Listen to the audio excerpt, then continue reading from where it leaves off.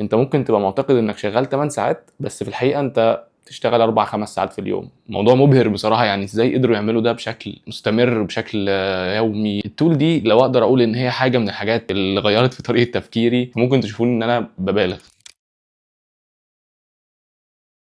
السلام عليكم، فيديو جديد. المفروض ان ده الفيديو العاشر او اليوم العاشر. بنحاول ان احنا نعمل كل يوم فيديو، الحمد لله لحد الان مستمرين. يمكن في ايام ما بقاش فيها نشاطات كتير في الفيديو، وده بسبب ان الواحد مثلا بيبقى هنا في البيت، او بحكم الشغل ممكن يبقى في حاجه لازم تخلص، فبالتالي بيبقى صعب شويه ان يبقى في ناس كتير بتطلع، او يبقى في حاجات بره سياق الشركه او بره سياق الشغل. يعني اول امبارح كنت بشوف ناس كنت بتفرج عليها زمان كانوا بيعملوا فيديوهات يوميه، لقيت ان في ناس منهم كسروا ال 100 فيديو ورا بعض، وفي ناس كسرت اكتر من 200 و300 فيديو. موضوع مبهر بصراحه، يعني ازاي قدروا يعملوا ده بشكل مستمر، بشكل يومي. يعني مش عارف بصراحه، كل ما افكر في الموضوع بحس ان الموضوع يعني فهل الواحد ممكن يوصل للليفل ده في يوم من الايام، ان هو يكون عمل 100 فيديو ورا بعض؟ مش عارف بصراحه، هحاول يعني ان شاء الله الواحد يوصل لحاجه زي كده. وفي تول مهمه جدا او حاجه عايز اتكلم فيها، تول احنا بنستخدمها في سكول وبكل اختصار. يعني التول دي اسمها كلوكيفاي. ممكن يكون عدت على ناس قبل كده، والفانكشنز اللي بتأديها التول دي سهله جدا وبسيطه. هي حرفيا تول بتحسب لك الوقت اللي انت قضيته في الشغل حرفيا، او التاسك اللي انت شغال عليه. كل اللي انت بتعمله انت بتدخل تحط التاسك بتاعتك وتحسب طول ما انت شغال. ولكن التول دي لو اقدر اقول ان هي حاجه من الحاجات اللي غيرت في طريقه تفكيري وغيرت في حاجات في حياتي، ممكن تشوفوني ان انا ببالغ، ولكن الحقيقه ان التول دي فعلا فرقت في حياتي وفي طريقه تفكيري وتعاملي مع الوقت تحديدا. لان هي حاجه اولا بتفضحك قدام نفسك. يعني انت بتبقى بتقول ان انا شغال 8 ساعات ومش عارف ايه، لكن اول ما تستخدم التول دي واول ما تبدا ان انت بتبقى بتشغل الوقت وانت شغال على التاسك، اول ما تمسك الموبايل مثلا او تقوم تعمل شاي او تقوم تعمل حاجه ملهاش علاقه بالشغل، بتوقفها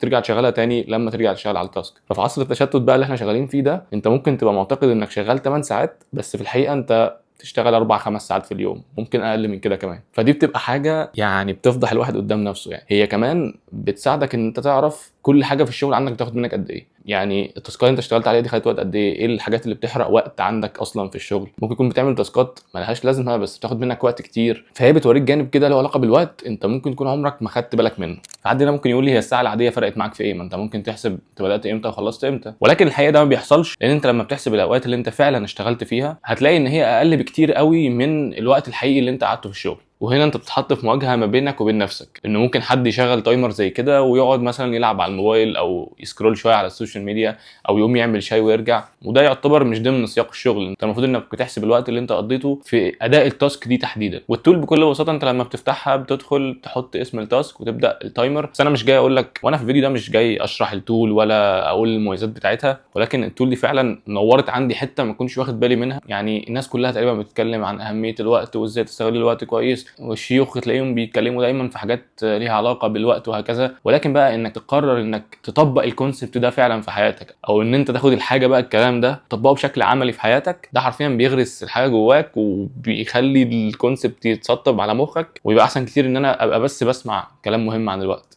الحاجه اللي بعد كده ان هي بتفصلك من حاله انا بسميها الاوتو بايلوت، اللي هو الحلقه اللي قبل اللي فاتت كنا بنتكلم عن موضوع التركيز وازاي تبقى في الفلو ستيت وكده. التول دي او الحاجه اللي هي بتعملها او ادراكك للوقت لما بيزيد، ده بيخليك مدرك اكتر لانت فين دلوقتي. يعني ايه؟ اغلبنا بيروح الشغل بيبقى على الاوتو بايلوت، اللي هو الطيار الالي، اللي هو بيعمل نفس الحاجات كل يوم. فبالتالي هو ممكن يكون مستواه في الشغل مش ثابت، هو ممكن بينزل وهو مش واخد باله، او في حاجات ممكن تكون بتاخد منه وقت طويل المفروض ان هي ما تاخدش الوقت ده كله. فعشان يبقى مدرك لكل الكلام ده لازم يبقى واخد باله كويس جدا من الوقت بتاعه بيروح فين. فدي واحده من الحاجات برضو اللي نورت عندي، انه اللي هو كان في حاجات انا كنت بعملها وفاكر ان انا بعملها بشكل efficient، وبعدين اكتشفت ان هي بتحرق مني وقت كتير قوي، وكان ممكن ان هي تتعمل اسرع من كده، والوقت اللي هيتوفر ده ممكن يتحط في حاجه تانية. ولو هنقول ان ايه هي اغلى عمله موجوده في حياه الانسان، فهتكون هي الوقت. ففكره انك تكون بتصرفها في حاجه ملهاش لازمه دي حاجه مش في صالحك نهائي، لان الوقت عامل زي الذهب كده، عمله غاليه وفي نفس الوقت نادره. يعني هي كميه واحده بس اللي معاك، لو خلصت خلاص شكرا. فواجب على اي حد فينا انه يستغل الوقت ده بافضل شكل ممكن.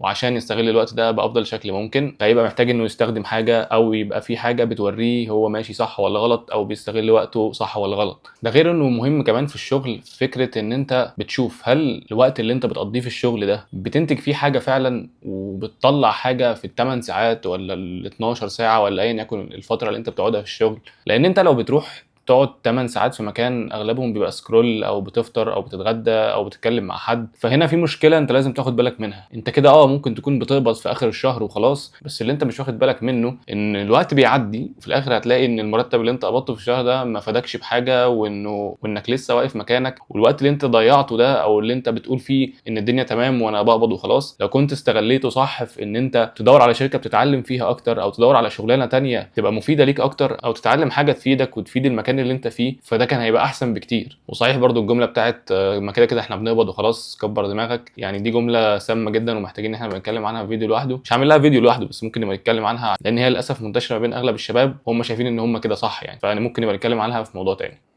وللاسف احنا بنتعامل مع الوقت على انه حاجه غير محدوده ما بتخلصش، ولكن الحقيقه ان الوقت اللي معاك ممكن في اي لحظه يخلص، ممكن دلوقتي، ممكن كمان شويه، ممكن كمان سنه، محدش عارف. فلازم الفكره دي تكون في دماغك دايما وفي بالك عشان ما تسرحش قوي مع الدنيا وتنسى الحاجات الاهم اللي المفروض تعملها. وهطلب من كل حد بيشوف الفيديو ده لو ما استخدمش التول دي قبل كده انه يجرب يستخدمها يوم او يومين ويشوف، بس يجربها بصدق فعلا مع نفسه، انه طول ما هو شغال، طول ما هو قاعد على التاسك اللي هو شغال عليها يبقى مشغلها، واول ما يقفل او يسكرول شويه او يقوم يعمل حاجه ويرجع او اي حاجه مالهاش علاقه بالشغل فيقفل التايمر ويرجع يشغله تاني لما يرجع يشتغل. ويجرب ده يوم او يومين زي ما قلت ونشوف النتيجه. واتمنى بعد ما تجرب التجربه دي تقول لي الفيدباك بتاعك، او هل حسيت بحاجه مختلفه زي اللي انا حسيت بيه، وهستنى ده منك في الكومنتات. فبس احنا في 2027 ولسه بنلعب بيس 21. اهم حاجه الكلاسيكيه في الحاجات. الالعاب بتاعت دلوقتي دي العاب. شفت كوره؟ شفت كوره انت ولا عرفت كوره؟ عايزين ننزل بيس 6 ونحط لها باتش.